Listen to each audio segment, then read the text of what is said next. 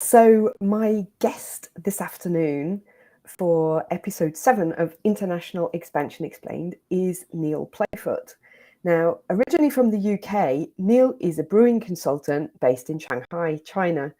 Starting out as an assistant brewer, fresh out of high school, he was cleaning tanks and working on the bottling line. Neil then used his profession to brew and live around the world. He's worked in places such as France, Bermuda, Portugal and Armenia, as well as, of course, now China. Then people started to ask him for help with brewing projects. And realizing that his international experience was valuable to others, he set up the Asian Beer Network and now works on brewing projects from Sweden through to Mexico. Neil, thank you for joining me this evening.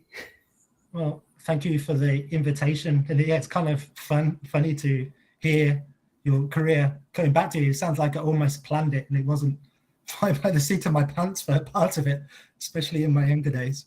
But yeah, it's good to be here.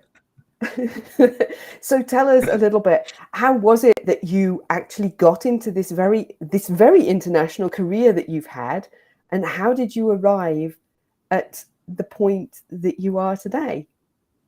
Okay, so I have to mention first that I did like beer from a very young age. And then one day we were at school and I was going to go off and I was going to do like French with business studies, which when I look back at it now, I have no idea why I chose those. I chose that to do that course. And somebody came in and they said you could do brewing at university. And my best friend at the time, Nick, he turned around to me and he said, that's what you should be doing. You should be making beer for a living. And I was like, you know what? You're right. let's try and make this happen. And this was like, I'm old now. So this is like pre-internet days. So I wrote off literally letters to over like 250 companies. And I managed to get 2 letters back. And then one of them was in London. And that basically gave my first big break, was just an old-fashioned apprenticeship.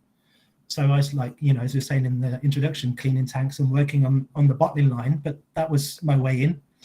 And so I did that for a couple of years and they slowly, taught me other things. So, and then within 6 months, I was doing most of the brewing there. And then that got me speaking to somebody who'd come over from Paris that I was doing had some brew pubs in Paris.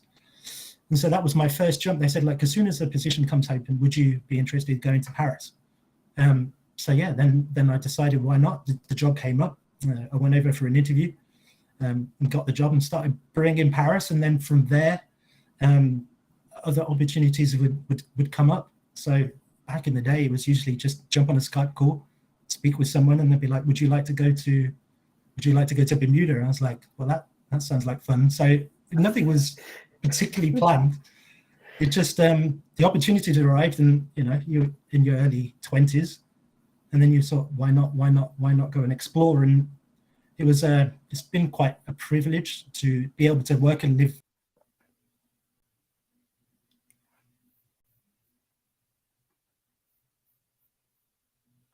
Yeah, to work and live in other countries, because once you spend a couple of years living in a place, you can learn about the different cultures, local cultures, live there, and actually being in brewing and around people that when they're going out and socialize, it's actually a really good way to meet a lot of people from a diverse backgrounds as well.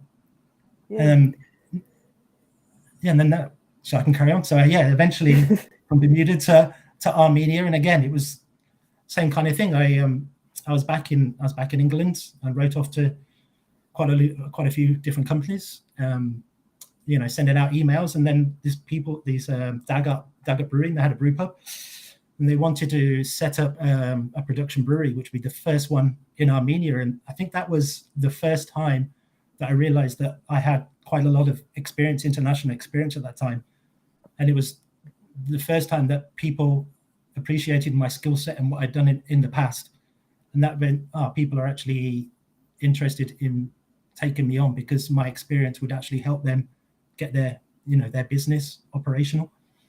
And eventually, after a while, my wife is actually Chinese and she wanted to go back home. So I was like, can we go back? And I was like, sure. Because I think we'll get on to it later. The Asian craft beer scene is really quite interesting right now. It's definitely growing, and so I just wanted to come back, and I'd been there previously for about 4 or 5 years.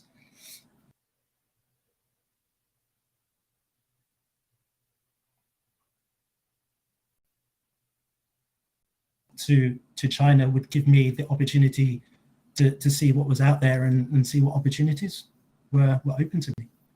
So yeah, I've been back in China now, so just before COVID. I think that was 2020. Sorry, it's hard to. The time feeling of time is completely gone, hasn't it? It's like pre-COVID and since that time. So I think like it was talking about dog year. Yeah. So I came back in 2020, and then I got a job in a production brewery over here, and now I'm based in Shanghai. It's quite good because it's allows me to be one of the major cities here, and then the fact being back in China is good because now many breweries around the world want to buy equipment from China, brewing equipment from China. So, my experience plus being based here puts me in quite a unique position to help breweries around the world. So that's the roundabout way I managed to end back in China, as best as I can remember it anyway. Is that connected to the beer, or is that just because it's been a long time? It's just probably early 20s. Yes, it was definitely connected to the beer. I did tell you at the start I like beer. I did caveat at that point. So is now the point to confess that I don't like beer? I know that I think maybe I told you that before, but and people here, especially Austrians, they always look at me and they're just like, "What? A British girl who doesn't like beer?" I'm like, "Sorry, but you can have mine," So sure. I mean, in general, Austrians, is it a bit like Germany for like beer drinking, or is it? It is. Yes. Okay. Enough said. I know there's quite a few different craft breweries there, but there's a lot of more historical breweries making more traditional stuff, as far as I'm aware, in Austria. Yes, I would say there's a lot of very traditional breweries, although a lot of the breweries have been bought up by Heineken Group and Okay. So, and a lot of the smaller breweries have been disappearing, or maybe they're still brewing under the same brand, but a lot of the small breweries have disappeared. Although there are still a number of breweries, smaller breweries and medium-sized breweries, which are in private hands. And of course, a lot of the monasteries have this centuries-old tradition of brewing beer. Yes. So. Yeah, because I think you mentioned that you did a brewery tour recently. Yes. With as part of your Eggenberger, which is we're just working on a project together. So yes. Okay. So there'll be some photos and maybe some film material of that appearing soon. Susan Brown wants to ask us, what is your favorite beer? See, for me, it kind of changes depending on the season. I don't have a particular style. Like in the summertime, I want something like more easy drinking. I don't know if you ever come across a beer called Goza. So that's actually originally from Germany, and that's a little bit sour, but also it's got a little bit of salt in. And actually in the summertime, like now in Shanghai, it's like 36 degrees. It's really hot. Something with a little bit of sour can be quite refreshing, sort of like cleaning up the palate. And it's a little bit, it's not too high alcohol. I mean, in the summertime, when it's really, really hot, you don't want to be drinking anything too strong. But then maybe if you're going into winter time, you're going to kind of warm you up. Something like an imperial stout can, something heavier, stronger, with a bit more alcohol can be quite pleasant. You don't drink it as quickly. You probably enjoy it a little bit more. But yeah, it's mostly on the seasons with brewers, because throughout the year you're making different beer styles, and you kind of just go with the three depending on seasonality. And is that one of the?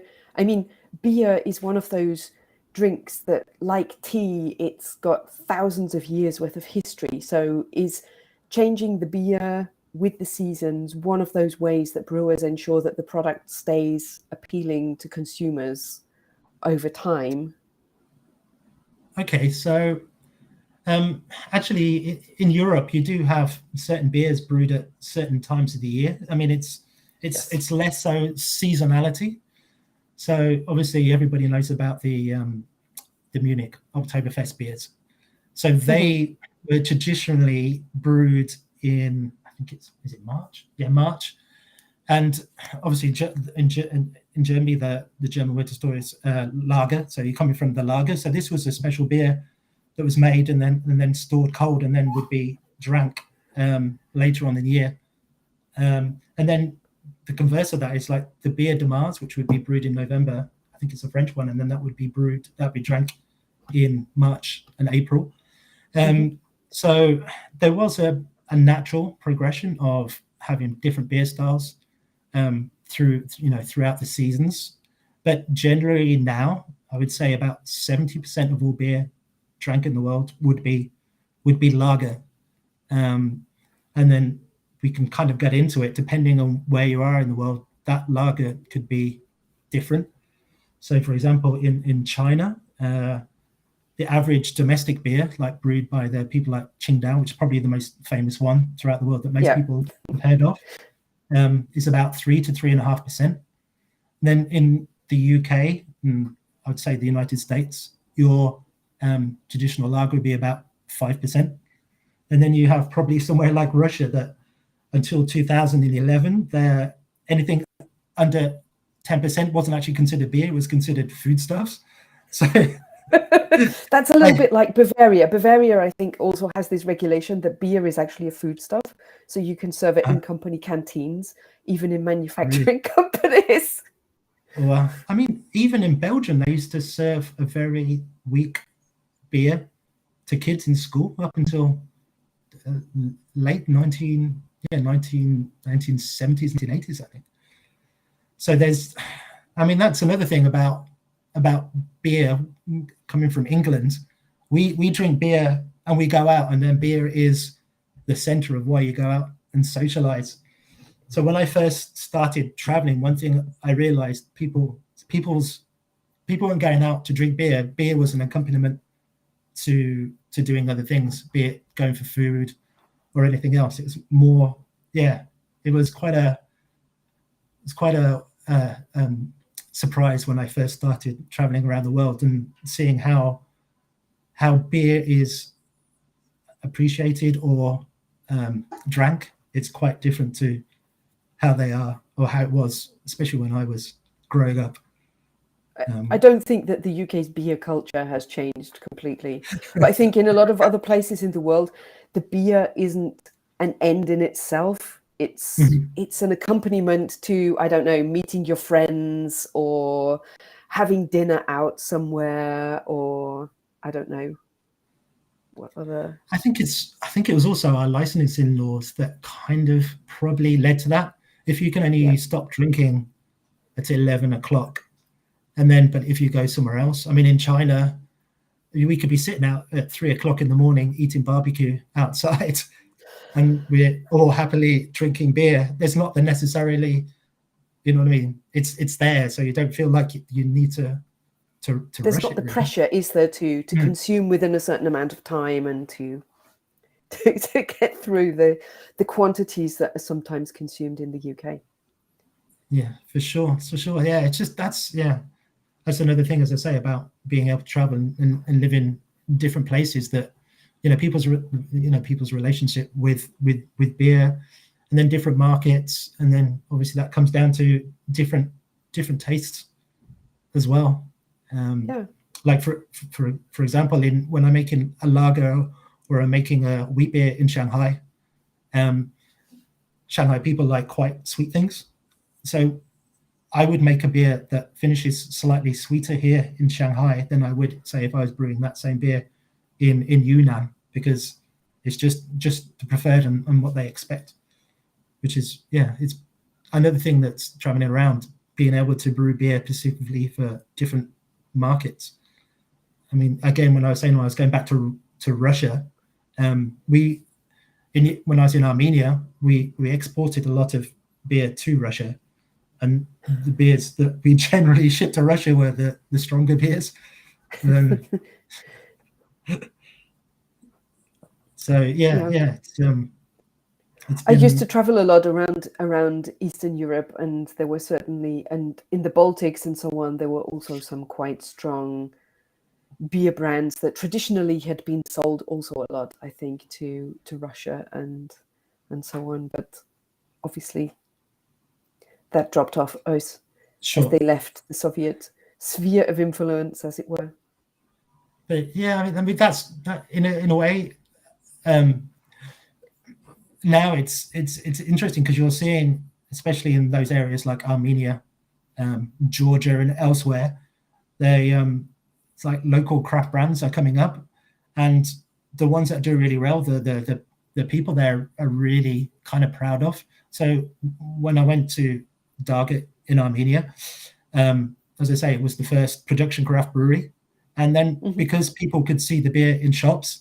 And then we would send the beer to other countries. So when Armenians went abroad, like to see their beer in other places was quite proud for them. And now, like places like Glendale in the US, there's quite a big Armenian population, and having the Armenian beer there it's pretty cool to see.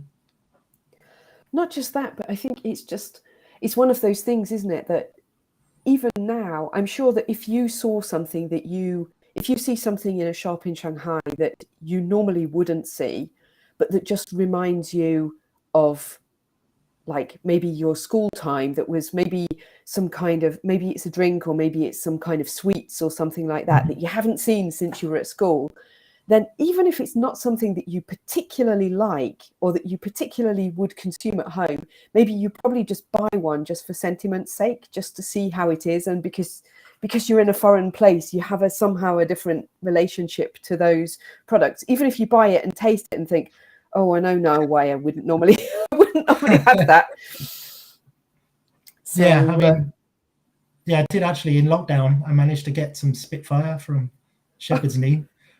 Okay. And that was really nice. Actually, I was stuck in my little apartment and drinking my Spitfire, and it was quite nice. It was just nice to have something from home as a nice reminder. It was quite pleasant. But, my husband has a bottle of or two bottles of Hobgoblin in the cellar right now that I've brought him back. That's very typical. I mean that's. Growing up, that was one of the other beers that I drank a lot for sure. Yeah, it's bringing back good memories now. Yeah, you have to do something to help the local economy wherever you are, don't you? So it's like, and Susan's telling us that she used to drink the huge bottles of pivo on the train across Yugoslavia back in the 80s. Oh wow! So, oh wow! Susan, you're an adventurous traveler. Is this? It's amazing, like certain things that's another thing interesting about beer, that like if I think of Portugal, for example, I would think of Superboc, or a lot of the times alcohols, or beer in particular, if you mention a country, people would that's that beer's made there. It's kind of weird how there's that association like Philippines, and you have San Miguel. And I often have these stories. Maybe it's because I'm in the brewing world that it comes up a bit more, and people want to talk about beer with me. But sometimes when you go on holiday, definitely certain drinks that you've enjoyed that's made it part of your holiday and going out. You can't. I mean, like you're saying, like when I want to be reminded at home, maybe I'll have one of those beers. Conversely, seeing one of those beers elsewhere can remind you of a good time when you've been on holiday as well. Yeah. So I think there's definitely a association, like a mental association. Sometimes it's a good thing, but having alcohol linked to certain experiences you've had. So I sound like I'm trying to push alcohol on people now. I'm not sure. We put doctor's warning across the bottom. Please consume responsibly. Thank you. Maybe you can put that in the notes. Yeah, for sure. Neil says, please consume responsibly. I have a but family to feed. So yeah, of course. Have you ever been anywhere where you've said, oh, I went to such and such a place and I didn't manage to find one decent beer? You know what? I really love Armenia, and I'm sorry, Armenian people, but your domestic beer is horrendous. It really is. I don't know that. I think there was Wine one and particular brandy. beer. Armenian wine, Armenian brandy, great. Yeah. I think it's because one particular beer became popular, and then everybody got a taste for it, so they all have that exact same taste. It tastes a little bit like diesel fuel. I don't really. It's so. But so you try and drink it as cold as possible and drink it quickly, and then you'd be okay. But in general, no, it's been pretty good. I don't want to. There's certain particular brands that when I've traveled around the world now I'd never touch. I don't want to mention them because that would give me a hangover. That particularly, even if I think about them now, it just makes me wince. But in general, you can usually, when you travel, as long as the weather's warm, something cold, you're usually quite happy. It's part of the experience. And also what you'll find is brewers in general, they're not particularly picky. Like, okay. You will actually see me sometimes drinking a Budweiser and they'll be like, why are you drinking a Budweiser? You're a brewer. But in certain situations, like a hot day when you're out with your friends or you're just chatting and you're sat outside, it's part, you're not really thinking about the drink. You're just there enjoying yourself. So you just need something to quench your thirst and to cool down. Exactly. So do you drink alcohol at all, or are you a non? I do. I mean, I have a beer glass. Yes, also. Baijiu, Mao Tai, wine, cider. Oh, Baijiu. Pretty much anything except beer and gin. I don't like beer and gin. So was gin because of an experience when you were younger? Nope. No? I've just never liked the flavour. So for some reason, I just have never found a gin that I like. In the same way that I've never found a beer that I've liked. I've tried a lot of different beers, but I've never found one that I've liked. So, I mean now with gin, it's kind of interesting because there's another thing that's happening over here in China that I've seen elsewhere is on the back. I think you're seeing it worldwide. On the back of craft beer, a lot of breweries now are going into having like a side with craft distilling as well. And one of the easiest ways to get into that is actually making gin.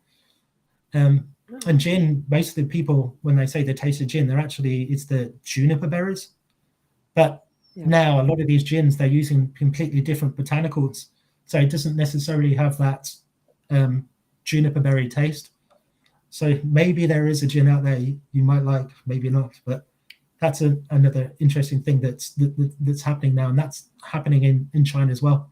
There's quite a few different gin distilleries, like little ones, maybe only producing 300-400 liters at a time, and then selling it quite niche around as well.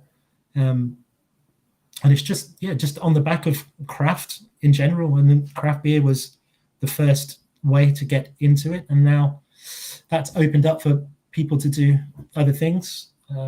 So you've got kombucha, and then you also got mead as well. So it's getting a bit more interesting. I mean, I think what I've certainly seen in the last few years is that there's been quite a large craft beer movement coming up across Asia. Not necessarily for imported craft beer, but there's been a lot of microbreweries coming up. For example, I was in Vietnam at the end of 2019, and both Ho Chi Minh and Hanoi, which have this, these Vietnamese beers, these very weak, freshly brewed beer Hanoi, which is quite specific to Vietnam. They have that, there's also quite a flourishing craft beer scene coming up. And as far as I know, also places like Chengdu also has or had pre-pandemic already a flourishing craft scene. And I'm sure that there are other places as well in Asia that have where craft's really coming up and developing a lot. I know that a lot of craft brands are imported into China, but yeah. Okay, so yeah, you're right. So you can see it. So craft beer styles or craft beer, basically, it was America that originally brought it back first. They were the first people. A lot of these people were home brewers, and then they ended up, people really liked their home brew, gave them the push to go into to commercial brewing. So this would have been the late 80s. Some people maybe online might have heard of Peter's Wicked Ale, which is one of the first ones that came out, and that was kind of a leader for a lot of people. And still today, like most of the trends that happen in craft beer will start in America and then slowly work the way through Europe and potentially get to Asia. And then at the same time, what you're having is a lot of people from Asia are going to go and study either in Europe or they're going to be studying in the US. So when they want to go back home, they've had this craft beer and they want to reproduce the craft, want to have that same craft beer back home. But in many cities in Asia, if you get out the capital cities or the slightly smaller cities in, like for example, right now, I've got a couple of projects that I'm helping people with in the Philippines, in slightly smaller cities. And a lot of these people are people that have studied abroad and then realize that there's a gap in the market. And then they can fill in the back of the market, and maybe they're only doing like 500 liter breweries. But if you've got a small city with, maybe 20, 30,000 people in it having 500 liters and then producing a few different styles, it kind of works. And then what's happening is other people are seeing these concepts being quite successful, and then that will spawn other people to do it. And then what's happening is the government are realizing that actually this is quite a good business. So they're actually in many places, like in Thailand, they're looking to relax the laws so that you can have craft beer, micro craft beers. Before it was quite hard because of the government. So it's a number of factors that are allowing Asian craft beer to flourish, really. So yeah, it's the people wanting to have beers that they've drank elsewhere, the government opening up, rather than, and then also it's to do with tourism as well, rather than just drinking going to Thailand and drinking a chang. When people go to visit, because craft beer is quite ubiquitous elsewhere in the world, they'd be more willing to go into these tourist areas and then try the local craft beer as well. So you've also got the local markets, and then it works from a tourist point of view as well. So it's really interesting time, and it's just gathering more and more pace. And then, like for example, in China, it was originally Shanghai, Beijing had the main breweries, and then you will see second tier cities, like you were saying, like with Chengdu, Shenzhen. But now, like even in my wife's home city, which is like a fifth tier city, there's a little brewery there. So it's becoming more ubiquitous, which is also tied into, originally, if it was mostly foreigners making the beer, but then they would train up local people to make the beer, and then those local people would potentially go off and do their own thing, maybe closer to their home city, and then they were training. So it's quite a lot of different reasons that kind of all link together that's allowed to beer to flourish over in Asia. And as you're saying, maybe a little bit like what you're saying is happening in Austria, you're starting to see some of the bigger companies like AB InBev, Heineken, Carlsberg, they're seeing this growth of craft beer, and they do want to have a share of that market. So it's kind of an interesting time now. So for example, like China is, it's a big country.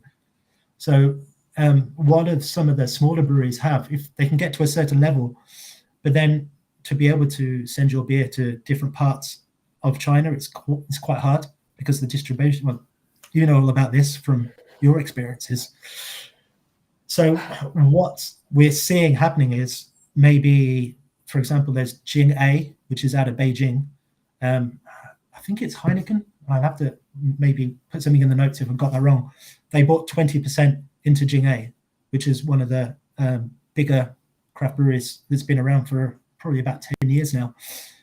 So they give them the reign to do what they want, but at the same time, they have Heineken gets the feedback because they're associated with a local brewery, but then also Jing-A can use those distribution networks to reach a wider audience. So that's kind of an interesting time in Chinese craft beer to see what's going to happen with the balance of the bigger breweries potentially taking over or disrupting the market, and then competing against the local craft brewers, because obviously there's the economies of scale that the larger people, when they invest in the smaller breweries, that these craft beer brands can take advantage of that to produce cheaper. So then you have the whole idea about pricing as well. So for example, like AB InBev, they bought Goose, and now their plan is to open up Goose Island brew pubs in some of the major cities. So that's going to be interesting for the local breweries in that area to see how that's going to affect their local craft beer market. It's quite an interesting time in Asia in general. Sorry, I felt like I jumped around a little bit, but it's kind of hard. It's really interesting. Yeah, and yeah. I mean, when I first started talking to people about bringing craft beer and Austrian beers to China, I was told by a number of people that firstly, that Chinese, if they're going to import craft beer, then they like to have the really strong beers. And secondly, I was told that, okay, that, I mean, of course, German beer is pretty ubiquitous in China. I think there's a Paulaner beer garden in pretty much every medium to large size city in the meantime, or at least there was pre-pandemic. There were really a lot of German beer gardens owned or licensed by big German breweries, but it's not the same as craft. And so I was told that, you know, that in the craft movement, that people often, they like to have slightly more unusual ingredients, although that's a little bit difficult to import into China. And of course, for Germans and Austrians, who are often more restricted locally as to what can be used as ingredients, it can be quite tricky. Sure. And what was the other? I'm trying to think what the third point was. I think the third point that they mentioned to me was that in China, that it's counted as cool to have some really kind of like almost like horror figures on the labels, and not to have a label that looks like it's come from a 400-year-old brewery that potentially belongs to Trappist monks or something like that. Those, I think, were the 3 points that people told me, but I'm not sure how generally true those really are. I mean, how far can you generalize for China for anything? So yeah, let's try and break those down. Yeah, the packaging, yeah, it's quite colorful in general. I think it's like most places now. You have shelf space. You kind of want to stand out, and then something that's more traditional European, maybe with a mug holding a beer mug on the front cover. That's just it's not kind of cut it. I'm going to give my friend Daryl with Myth Beast a bit of a shout out. He'll appreciate that. But he did his on historical Chinese mythical figures, dragons and whatever else. And that's worked out well. And then in China, you also have Great Leap that also have done Chinese figures, but then you also have the complete flip of that with modern, like almost like graffiti and art. But generally, I think people want something colorful, something fun in China. I would say, I mean, it's kind of weird.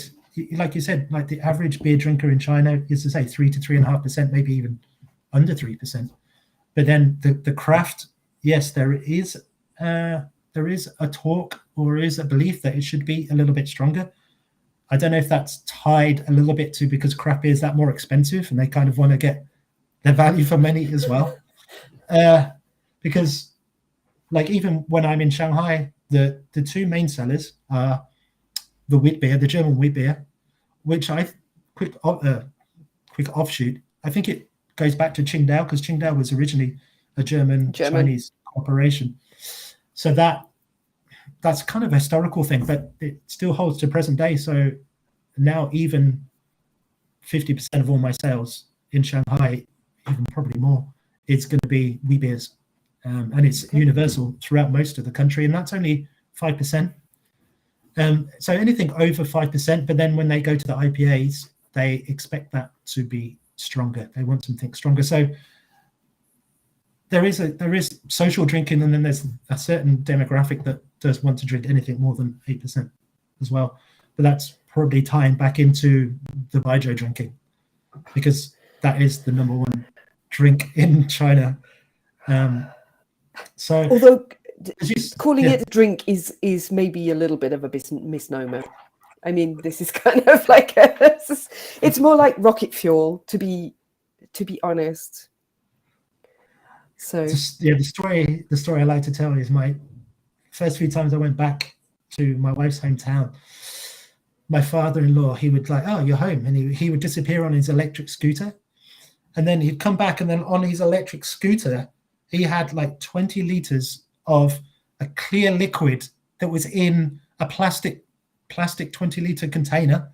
He'd get it out, and then he would get his big glass bowl that had goji berries in it, which were probably about 20 years old at that time. And then he would pour it in, and they'd be like, "Let's go." That was my introduction to heavy drinking. Chinese style. It was, but I mean, it's a certain etiquette of doing business, at least to have a couple of drinks in China, because if they're gonna pour it out, it's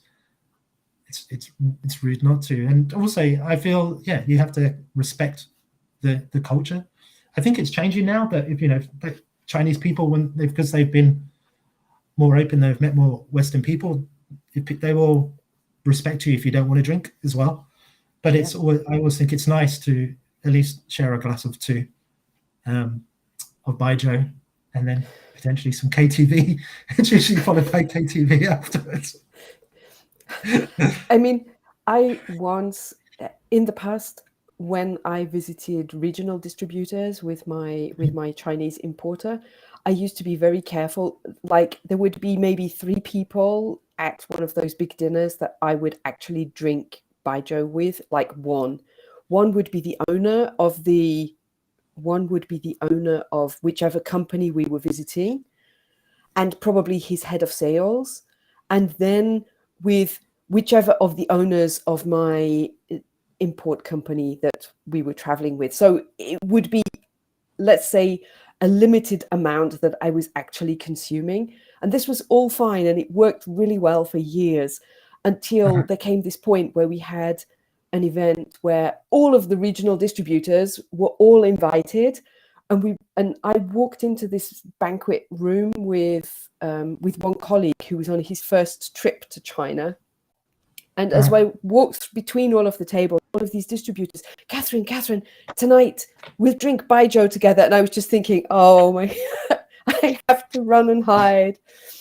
So yes, sometimes you just have to take one for the team, don't you? So yeah. Did you ever come across? Yeah. Did you ever come across one though that have one official person was the official drinker for the company? Did you ever come across that? Where there would be one literally. They would just pass off that person would be just the official drinker doing the shots at everybody else. I've seen that a couple of times, which has been kind of interesting. That's kind of scary. You just never want to be that person. No, it's like, I mean, it's one thing to be the designated driver. That is fine for me. But to be the designated person who's going to feel grim for the next 4 or 5 days with the hangover from cheap regional baijiu. Oh, no, thank you. I'm just looking, a couple of questions that we've got in. Mhm. Kathryn Busman would like to ask, are you seeing a trend towards organic, eco-friendly brewing as is coming up in the winery business? Or is that not a topic at the moment? There are particular breweries, but I would say that's still quite not much of an uptake. To actually get organic ingredients in brewing, it can be quite hard work. Like New Zealand does organic hops, trying to get the organic malt, it will definitely add to the price point. But you will find in most countries there are a few people definitely trying to make organic stuff. There's one The here in biggest, Austria, quite close by. Yeah. Yeah. A The small, biggest trend right now, a small sorry. private brewery. Yeah. Sorry. Mhm. No. It's and yeah, as I say, it's quite expensive. But I think the biggest push in craft brewing now is to try and be more environmentally friendly with what you're doing. There's a big push to your wastewater treatment, not use, because beer at craft brewing level can use 5 to 7 liters of water for every 1 liter of beer you make. Okay. And as people are becoming more aware that there can be quite a lot of wastage in the brewing industry, and brewing technology is evolving quite a lot. So there's a lot of people are aware of what they're doing, and they're trying to limit their footprint. So rather than organic, I think it's a push to see what new technologies are out there, look at your processes, and then just try and be more environmentally friendly about what you're doing. It's good to be making beer that you produce, but you don't want to harm the environment whilst you're making it, because we do lose a lot of different chemicals for cleaning. There is, as I say, there can be a lot of wastewater. I mean, in China, for instance, we have to use RO water, and RO water can be quite wasteful because the water might not be very clean. But instead of putting that water straight to drain, where else can we be using this? So we're trying to figure out ways to reduce our waste. I think that's more important right now, and that seems to be quite a more wider thing. 5 years ago in China, that wasn't really on the agenda, but we have certain WeChat groups, which is like our WhatsApp, and we do discuss those. We do discuss those points because most of us have families, and we want to leave a good place for the next generation as well. So yeah, I would say that's the main thing. So you say there was some other questions as well? Yep. Susan was asking if a microbrewery in the UK, for example, is looking to expand internationally, what kind of approach would you recommend for them? Would you recommend that they look for partnerships, or would you recommend, I don't know, a licensing approach, or what would be your advice? There's one particular model that I've been studying, and I've really enjoyed how they've done it. So there's a company called Guilo that's in Hong Kong. I don't know if you've heard of them. So they've done a partnership with Vacation in England. I think they're just about to find a partner in China, and they also have a partner brewery in Australia. So what they do is they contract brew their recipes in those other countries. So what that means is the partner brewery will brew Guilo's beer according to their recipe, and then that beer will be sold locally within England. And so they're doing the same in Australia, and then they're doing the same eventually in China and potentially elsewhere. So I think that's quite a good network. You're working with a brewery. Usually you pick a good brewery that does good quality beer. The host brewery does quite well because that's extra volume they're brewing. Maybe they're not making as much profit off it, but that's guaranteed income because they're brewing this beer, and the host brewery will say, okay, it's, I don't know, in China you would say it's like 5 kuai a liter, maybe it's $1 a liter or £1 a liter that they get for every beer they produce. So you can work on their network. You have access to their distribution networks as well, and then you don't have to worry about all the other, importing beer, the whole taxes, everything else, because it's already being produced in countries. So I think that's definitely a model that can work going forward, and I'm surprised other people aren't doing it. But I'm seeing people attempting to do that in China now, because China's quite a tough market to crack. But then in China, it's hard because Chinese people actually want the beer to be produced in the home country to make it feel more official. Original, yeah. The genuine thing. Exactly. Even maybe it's been a hot container for 3 months and it's not the best beer, which it actually gets there as well. Because that's another issue with craft beer, because craft beer in general shouldn't be pasteurized, because if it's beer that's been pasteurized, it maybe loses some of the flavor. But if you don't pasteurize the beer, then you have to worry about cold storage, because you have to keep it cold, otherwise it's going to affect the quality of the beer by the time it gets to market. So yeah, all sorts of different issues when you're in the brewing industry at the craft level, compared to working against some of the major, the bigger craft breweries that have the distribution networks and also pasteurize their beer. Yeah, I mean, I guess it's the same with any kind of artisanal product. If you're whether it's cheese or beer or or wine or whatever it is, if you're producing it at, let's say, a smaller quantity in premium quality, then you're faced with slightly different challenges to somebody who is just making a mass-produced product that has to fulfill a minimal level of, let's say, a minimal level of quality and acceptable taste in order to sell in a certain market. It's always going to be that kind of increased challenge level to manage. Yes, that's what I'm saying. Yeah, if you want to go to do market brewing there, if that particular market doesn't mind the beer being produced locally, will help overcome some of those other challenges, especially the UK now. Obviously, shipping anything out the UK is a lot harder than it used to be because of Brexit, I suppose. Yeah. Every time I talk to fellow Brits, it's always like, Brexit. Yes. I mean, the other option, of course, is, Susan, I have to say it. The other option is you contact somebody like me and I will help you to do the job. But like Neil says, it all depends on what is the right solution for the brewery in question, I think. That is the quintessence of it. That we tried. Yeah, because I mean, it also depends. If you've got a brewery who they don't want to give out the details of what is their recipe and so on, and I can imagine that a lot of smaller breweries, they don't feel comfortable giving out that information to, for example, a Chinese brewery that they've not been able to meet in person like it is right now, then they might feel more comfortable to start out by having a partner who is an importer or a distributor for them.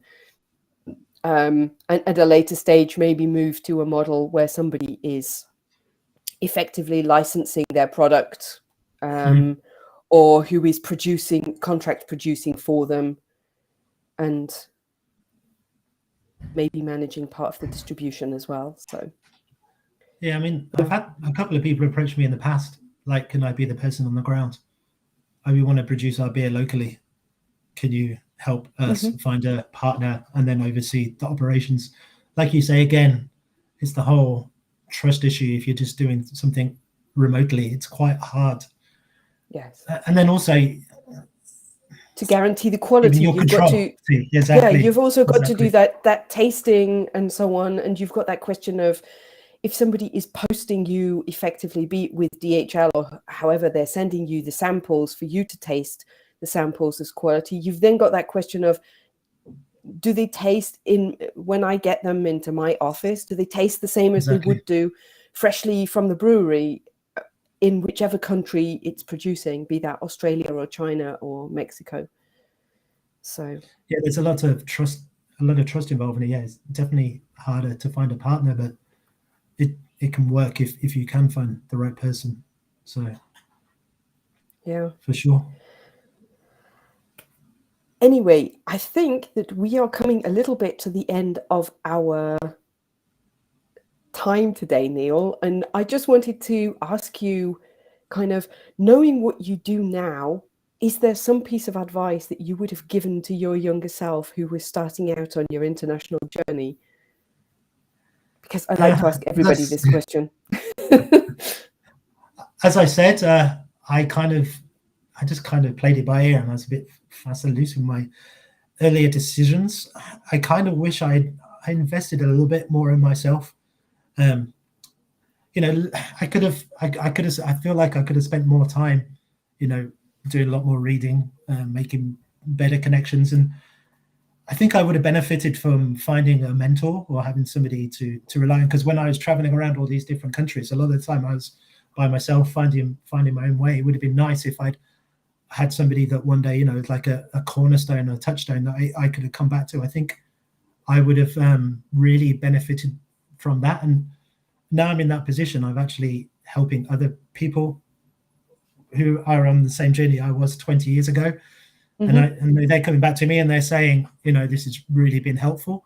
I would have really, and then I wish I'd gotten a few more pieces of paper to say I'm officially a brewer as well, which I didn't, because I was too busy just going around and learning as I went along. But in doing it, I mean, I've got to the other side now and it's working in my advantage, but at certain points, having those pieces of paper would have definitely would have helped me. So yeah, learn, go to school, get your paper. That's what I would say. This was what my parents told me, and I didn't listen to them. So my mum was all right all along. The final official thing. Yeah, mums are always right. Yes. So. Neil, it's been great talking to you today. Just tell us a little bit about which services you offer with your consulting and who should think about getting in contact with you. Okay, well, thank you. My main service that I provide is when people are looking to open their first brew project, or they want to upgrade. If you come to me, you can have an idea, and then what I like to do is speak and try and flesh out an idea, and then help you put a equipment list together, and then help you source your equipment. And then I will work you all the way from your initial idea all the way through the whole process. But anything beer related, helping people with processes, recipes, or anything of that matter. Just I'm always happy to have an initial chat about anything beer related. And if I can help you, I will say I'll help you. If I can't help you and I know somebody else that might be in a better position, at least I can point you in the right direction. 25 years plus in the industry has given me quite a large network, and a lot of people helped me to get where I am now. So basically I feel like I'm in a position to help other people. So, you know, just come to me and have a chat, and then see if there's a way I can help you, or if I can find somebody that could help you along the way. So anything to do with beer, I can potentially help you one way or another, help people the one way or another. And as I say, I've got quite a few projects on the go now. Philippines, Sweden, Australia, one in the UK. So yeah, interesting times. Very cool. Thank you very much. And I'm guessing the best place for people, or the easiest place maybe for people to contact you, is via LinkedIn, probably. Yep. Yeah. Also via your website. If you could potentially pop that in the notes or something. But yeah, AsianBeerNetwork.com. You'll find me there. And then LinkedIn is probably the easiest way for people to connect with me and send me a message if they want to have that initial chat. Brilliant. And I think that is probably the best way for people to get in touch with you. And so I would say thank you very much for this really interesting discussion today. It's been an absolute pleasure talking to you. Likewise. And thank you very much. It was finally nice to actually have a chat. We've been on LinkedIn so many times discussing back and forth different things. It was nice to have this chat. So thanks again. Brilliant. And thank you. Good evening to Shanghai.